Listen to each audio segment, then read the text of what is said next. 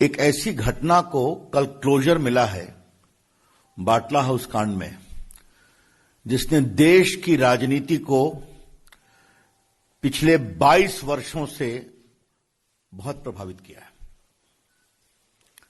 Yesterday's conviction in the Batla House encounter is a triumph of India's judicial process, a validation of the courage shown by the Delhi police officials in containing terrorism, and a closure to the rampant vote bank politics which happened in the last 12 years. और आज मैं आपके सामने वही विस्तार से रखूंगा कि देश की सुरक्षा और आतंकवाद की लड़ाई के मामले में भी किस तरह से कांग्रेस पार्टी और बाकी विपक्षी पार्टियां आतंकवादियों के पक्ष में खड़ी हो गईं और दिल्ली के अंतर्गत एक भीषण आतंकवादी हमला हुआ था, उसमें पूरे पुलिस के हिम्मत को तोड़ने की कोशिश की गई। आपको मालूम है 13 सितंबर 2008 को दिल्ली में सिलसिलेवार धमाके हुए थे। ग्रेटर कैलाश में हुए थे, डिफेंस कॉलोनी में हुए थे, शायद कनॉट प्लेस में हुए थे, कई जगहों पर हुए थे। इसमें 39 लोग मारे गए और 159 घायल हुए। It was a deadly terrorist attack. स्वाभाविक है, भारत की राजधानी दिल्ली है, 30 लोग मारे गए, 159 घायल हुए। जब दिल्ली पुलिस को मालूम हुआ कि इसमें इंडियन मुजाहिदीन के लोगों ने यह काम किया है, तो उनको तलाश में लगे हुए थे और उनको मालूम हुआ कि जामिया नगर के पास बाटला हाउस में वो छुपे हुए हैं, तो पुलिस प्लेन ड्रेस में वहां कार्रवाई करने गई और 2 आतंकवादी मारे गए, 2 भाग गए और एक बहादुर पुलिस के इंस्पेक्टर, दिल्ली पुलिस के मोहन चंद शर्मा, उनकी गोलियों से मारे गए और 2 पुलिस वाले घायल हुए गंभीर रूप से, बलवंत और राजवीर सिंह। अब कोर्ट ने क्या माना है कल के फैसले में, जिसमें उन्होंने आरिज खान को दोषी पाया है कि भारत की एकता और अखंडता पर हमला था, यह आतंकवाद की घटना थी और लगभग 100 गवाहों की गवाही और इलेक्ट्रॉनिक एविडेंस के आधार पर उन्होंने पूरे इस घटना को सही पाया है। इलेक्ट्रॉनिक एविडेंस में वॉइस सैंपल है, बाकी जो डिजिटल रिकॉर्ड्स होते हैं वो सब है, उसके विस्तार से मैं जानना नहीं चाहूंगा। मैं आपको जरा बताना चाहता हूं कि ये आरिज खान साहब कौन थे।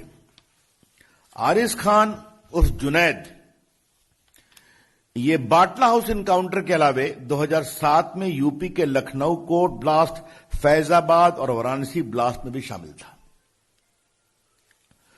साल 2008 में दिल्ली, जयपुर, अहमदाबाद और यूपी की अदालतों में जो धमाके हुए थे, उसके मुख्य साजिशकर्ता का नाम आरिज था। इन सभी धमाकों में 165 लोगों की जानें गई और 535 लोग घायल हुए। In fact, I can very safely say that Ariz Khan was a serial terrorist and a killer. Delhi में 30 लोग और बाकी जगह 165 लोग और उसके इंडियन मुजाहिदीन संबंध थे। और आपको मुझे बताते हुए कभी पीड़ा होती है कि इसको 2018 में नेपाल से पकड़ा गया, तब यह ट्रायल हो सका। एक शाहजादा को पहले 2013 में ही सजा मिली थी और इसको पकड़ा तभी गया सघनता से जब नरेंद्र मोदी की सरकार आ गई। ये इंपॉर्टेंट जानना है। अब हम इसको एक विषय इसलिए कहना जरूरी है कि उस समय मैं राज्यसभा में विपक्ष का उपनेता था अपनी पार्टी का, अरुण जी थे, बाकी लोग थे। मतलब मुझे आपसे कहने में कोई शंका नहीं है कि दिल्ली पुलिस के कई लोगों ने हम लोगों से परोक्ष संपर्क किया कि हमें बचाइए, हमें ही हमलावर बताने की मुहिम चल पड़ी है। हम देश की सुरक्षा के लिए क्या करें? आपने सलमान खुर्शीद का वक्तव्य सुना होगा कि सोनिया गांधी को मालूम हुई इस हमले के बारे में और 2 लोग आतंकवादी मारे गए तो आंखों में आंसू उनके आए थे। ये पब्लिक स्टेटमेंट है, रिकॉर्ड पर है, आज के अखबारों ने कहा है। उस समय पार्टी का मुख्य प्रवक्ता भी था स्वनाम धन दिग्विजय सिंह, तो आजमगढ़ चले गए और उनका एक पब्लिक स्टेटमेंट था कि गोली तो यहां पर लगी है सर के ऊपर, तो वो हमला कहां से करेंगे? मैंने पूरे इस घटना को एक प्रकार से जबरदस्त संदेह में डालने की कोशिश की गई। There was a conscious, deliberate and consistent attempt to cast serious doubt over the authenticity of this Batla House incident, designed to weaken the morale of the Delhi police and give clear support to terrorists and their design. Why? For pure vote bank politics. सिर्फ vote bank politics के लिए किया जा रहा था।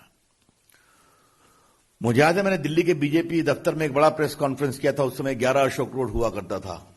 अगर आप लोगों ने पुराने रिकॉर्ड को देखेंगे तो मैंने कहा, सोनिया जी, मुझे आपसे एक सवाल पूछना है कि आपकी सरकार जिसकी आप चेयरपर्सन हैं, वो मोहन चंद शर्मा जी को अशोक चक्र की घोषणा देती है जो 2009 में दिया गया, और आपके महामंत्री जनरल सेक्रेटरी श्रीमान दिग्विजय सिंह आजमगढ़ के जाकर के इस पर सवाल उठा रहे हैं।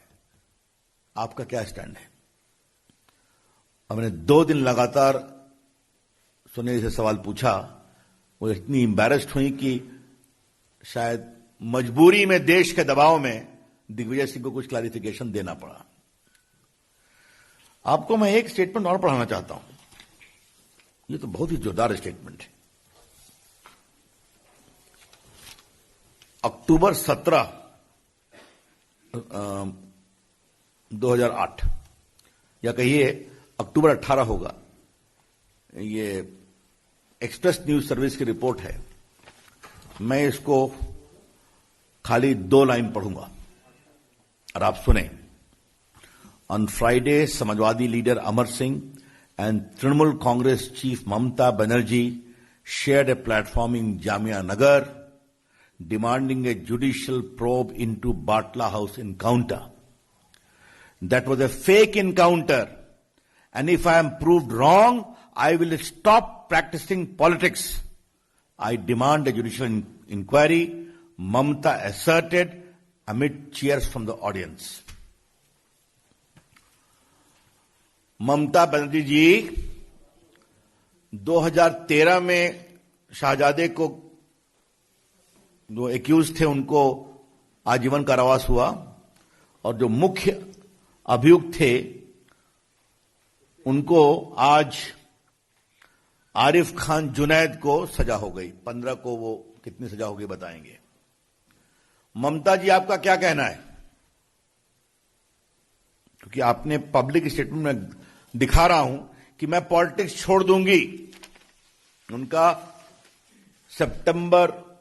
अक्टूबर 18, 2008 का स्टेटमेंट एक्सप्रेस न्यूज सर्विस का रिकॉर्ड पर आप देख लें। सलमान खुर्शीद जी, आपको क्या कहना है? अभी आपके आंसू निकल रहे हैं या सोनिया जी के निकल रहे हैं कि नहीं? आरिफ खान की सजा हो गई तो? और दिग्विजय सिंह जी, आपको क्या कहना है? यह बहुत ही गंभीर सवाल है। बाटला हाउस कांड को Samajwadi party, BSP, Congress party, left parties, Mamata ji, इन सबों ने नेशनल इश्यू बनाया था। यूपी के चुनाव में इश्यू बनाया था। और बाकी ममता जी ने क्या कहा मैंने आपको पढ़ दिया है। क्या मतलब है इसका? क्या वोट के लिए आतंकवाद के खिलाफ लड़ाई को इस तरह से कमजोर किया जाएगा? आपको एक विषय और जानना चाहिए। ह्यूमन राइट कमीशन गए, वहां ह्यूमन राइट ने दिल्ली पुलिस की कार्रवाई को सही पाया। फिर इन लोगों ने दिल्ली हाईकोर्ट में चैलेंज किया, दिल्ली हाईकोर्ट ने भी सही पाया। फिर लोग सुप्रीम कोर्ट भी गए, सुप्रीम कोर्ट ने भी डिसमिस किया। क्या हो रहा था? एक ऐसा आतंकी जो अपने नेटवर्क से 165 लोगों की हत्या में शामिल है।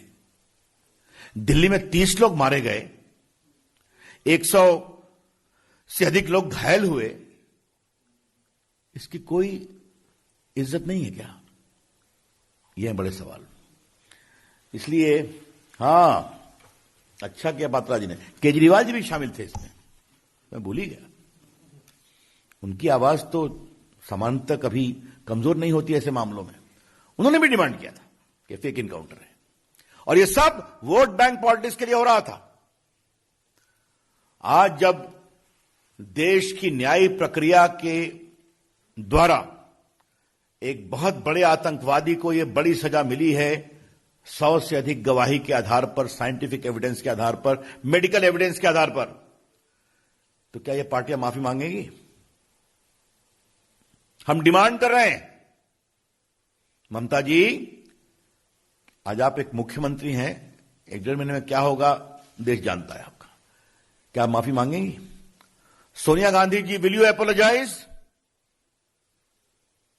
आपके पार्टी के नेताओं ने क्या क्या कैंपेन नहीं किया था कि आपके आंसू निकल गए थे? क्या आप माफी मांगेंगी? और बाकी चाहे वो सपा हो या बसपा हो, हम उनके बारे में भी कहना चाहेंगे।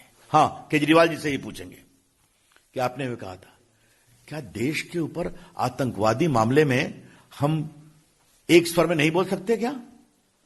क्या यह सच्चाई नहीं है कि देश में आतंकवाद की जहरें बहुत गहरी हैं, सरहद के पार से हैं?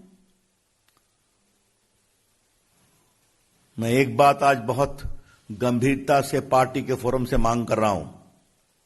इन पूरे अभियान से दिल्ली पुलिस के हौसले में कितनी कमजोरी हुई आतंकवाद से निपटने में, इसकी जांच होनी चाहिए, और जांच होकर के देश के सामने बताना चाहिए। हमको मालूम है उस समय दिल्ली पुलिस कितनी घबराई हुई थी। ऐसा लगा कि दिल्ली पुलिस को एकदम मर्डर के रूप में दिखाने में, फेक इनकाउंटर के रूप में दिखाने में एक कैंपेन चल पड़ा था। हम जानते हैं उस समय हम लोगों ने सदन में उठाया था। The BJP demands today that a proper inquiry be made, that because of this sustained campaign by vested political interest purely for vote bank politics, what was the impact on the morale of Delhi police in the fight against terrorism? कि अगर Delhi police का एक बहादुर inspector Mohan Chand Sharma मारा जाए, जिसको अशोक चक्र मनमोहन सिंह और सोनिया जी की सरकार ने दिया, उनके नेता पूरी दिल्ली पुलिस के खिलाफ हाथ धोकर पड़ गए, इससे बड़े शर्म की बात कोई हो सकती है क्या? इसलिए आज हमें लगा कि जब निर्णय हो गया है कोर्ट का, तो हम ये डिमांड करेंगे कि ये इंक्वायरी होकर देश के सामने उसको बताया जाना चाहिए। और पीड़ा की बात यह है कि एनएचआरसी की inquiry report, Delhi high court का dismissal validating the encounter, supreme court के डिसमिसल के बाद भी यह कार्रवाई चलती रही आज तक। तो ये वोट बैंक क्या होता है, इसकी एक बहुत ही शर्मिंदगी भरा ये प्रकरण था। तो मुझे लगा कि अब लोग पूछते हैं कि आपके समय में उनमें अंतर क्या है? आतंकवादी घटना कभी भी हो गलत है, निर्दोष लोग मारे जाए कभी भी हो गलत है, लेकिन एक अंतर है, वहां मुंबई हुआ, दिल्ली हुआ, बाकी हुआ। हमारे यहां कोशिश होती है तो सेना को और पुलिस को छूट है और वो प्रिएम्प्टिव तरीके से कार्रवाई कर देते हैं। अब उसका डिटेल मुझे बताने की जरूरत नहीं है।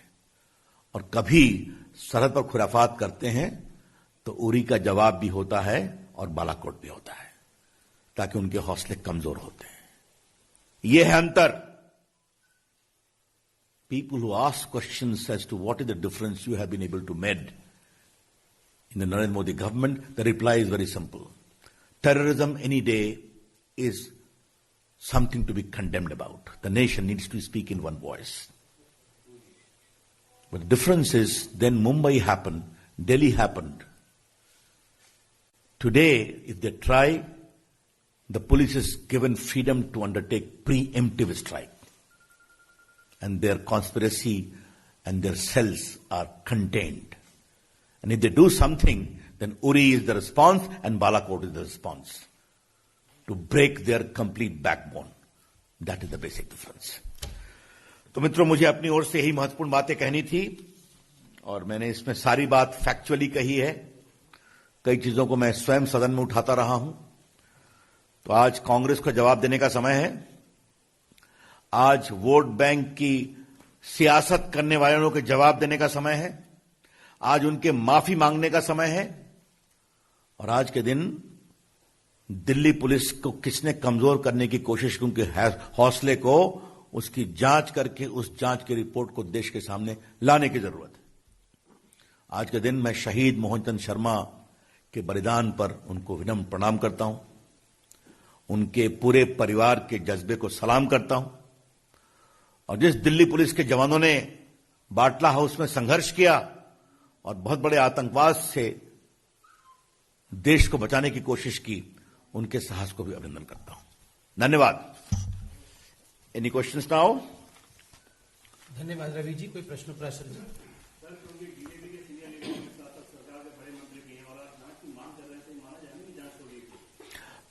मैं पार्टी के फोरम से बात कर रहा हूं.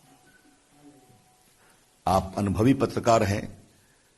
जब मैं यहां आता हूं तो पार्टी के कार्यकर्ता के रूप में आता हूं और देश की अपेक्षा में आग्रह कर रहा हूं. बाकी शासन अपनी प्रक्रिया से उसके बारे में कार्रवाई करेंगे. जिस तरह की राजनीति देखने को मिली और इस तरह जब भी कुछ और एनकाउंटर में भी पहले राजनीति के आरोप लगे हैं और बाद में जब तथ्य सामने आया तो फिर लोग चुप हो गए. तो आपको लगता है कि अब इस मामले से सबक लेंगे? खासतौर पर कांग्रेस पार्टी, चूंकि कई एनकाउंटर में जगह चुके उनके नेता सवाल उठाते रहे. बटला में तो खुले तौर पर कहा कि सोनिया गांधी के आंसू आ गए. देखिए, मुझे एक ही बात कहनी है. आज के दिन मैं इस विषय को एक बड़ी धार देना चाहता हूं. आतंकवाद पर सियासत कितना की जाएगी? क्या आतंकवाद की घटना एक सच्चाई नहीं है? कितने निर्दोष लोगों की जान जाने के बाद वोटों की सौदागरी कमजोर होगी या बंद होगी? ये हैं बड़े सवाल. इसलिए आज मैंने कोई पॉलिटिकल डिमांड नहीं किया है. जिन्होंने किया उनका माफी मांगना बनता है कि नहीं बनता है, यह विषय उठाया है. रवि जी, आम आदमी अगर आतंकवादियों के बारे में बात करता है या फिर उनका साथ देता है तो उसके खिलाफ देशद्रोह वगैरह का मुकदमा लगता है, कानून मंत्री. लेकिन पॉलिटिकल सिस्टम या जितने बड़े बड़े नेता आतंकवादियों को खुलेआम सपोर्ट कर रहे थे और आप बीजेपी के मन से सिर्फ माफी की बात कर रहे हैं. क्या इन ऐसे नेताओं के खिलाफ भी देशद्रोह या इस सब करना चाहिए? देखिए, पहले हिंदुस्तान एक लोकतंत्र है. उन्होंने एक डिमांड किया जो गलत था और काफी मामले में आतंकवाद के खिलाफ कार्रवाई में समझौता करने की भी बात थी. मैंने एक्सप्लेन किया है. लेकिन अगर मैं आपको इस परिदृश्य को पिछले 12 साल की राजनीतिक के आलोक में बताऊं तो हाशिए पर चले गए कि नहीं चले गए? कुछ सीखेंगे वो? देश की सोच किधर है? भारत के लोग, भारत की सेना और भारत के सुरक्षा कर्मियों के कमजोर करने वाले हौसले की किसी सियासत को बर्दाश्त नहीं करते हैं. और जो लोग डिमांड कर रहे थे वो कहां है? खुद उनकी पार्टी कितनी कमजोर है ये देश ने देखा है. धन्यवाद. Yes madam.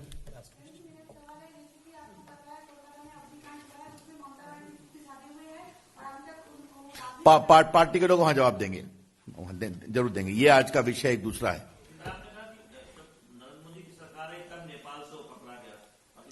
मैंने 2018 का ईयर भी बताया. वो भागा हुआ था, वो भटकल ग्रुप के साथ संपर्क में था. कई बार वो संदेश पर भारत में मुजाहिदीन के पूरे संगठन को विस्तार देने के लिए सऊदी अरबिया से वापस आया था. ये सब बातें पुलिस की बातें हैं. लेकिन मैं एक बात अवश्य कहूंगा, उसके खिलाफ सघन अभियान तभी हुआ जब हमारी सरकार आई. पूरा कस करके एक प्रकार से उसकी जांच की गई, परख की गई, कहां गया, और दिल्ली की पुलिस लोग जाके उसको पकड़ के ले आए. Himanshu ji, last question. Sir, Rahul Gandhi ने यूथ दिन को संबोधित किया था और उन्होंने कहा कि जो बीजेपी में शामिल होते वो बैक बेंचर बन जाते हैं. यदि कांग्रेस में रहते सिंधिया जी तो वो आज सीएम होते. ऐसा है कि देश खुद ही कांग्रेस को बैक बेंच में ले आया है. इससे अधिक और मैं क्या बोलूं. Thank you. धन्यवाद.